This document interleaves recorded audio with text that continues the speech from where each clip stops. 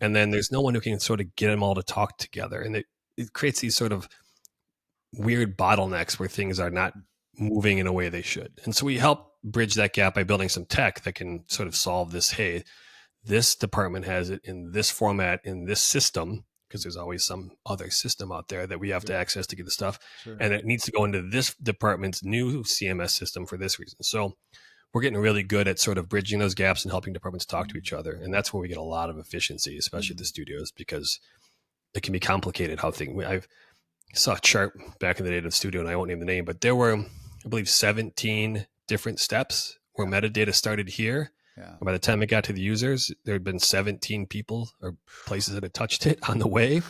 And it was so complex that we were building apps and technologies. So at the end, we could validate that this was valid tech and valid metadata. So we were just basically parsing what came out and said, is this blank? Is this not? I mean, like just basic stuff, but it was so complicated for them to just source metadata properly and get it out to users that's what we had to do. And that's, I think, sort of part of the system. Like you said, it's been here. The studios have been around forever, and they've just been building systems on top of systems. So a lot of us is just understanding the systems, and that can be complex in itself, and then tying those together. And we get a lot of efficiencies when you start, speaking holistically instead of just departmentally.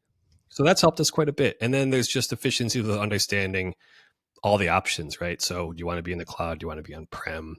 What technology are you using to do this thing? Are you doing manual labor when you shouldn't? There's a lot of sort of manual processes that we can automate. We do a lot of automation and finding new technologies that make things very simple, very efficient. So those are probably our big ones, is just understanding how to communicate with the people involved in solving the problems in a way that works for everyone.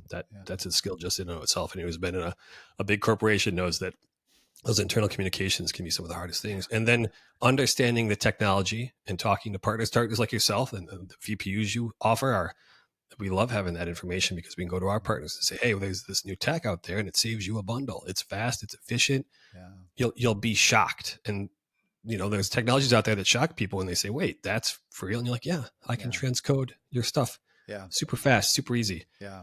Throw it in your data center. You probably have it on-prem, and I'll just install it and I'll build a system on top of it that won't cost you that much, and it'll run the whole studio on there if you want. That's right. And they're sort of shocked, but that's where we get most of our efficiencies, is just having the knowledge and the ability to sort of understand the problem and find the solutions. It really is.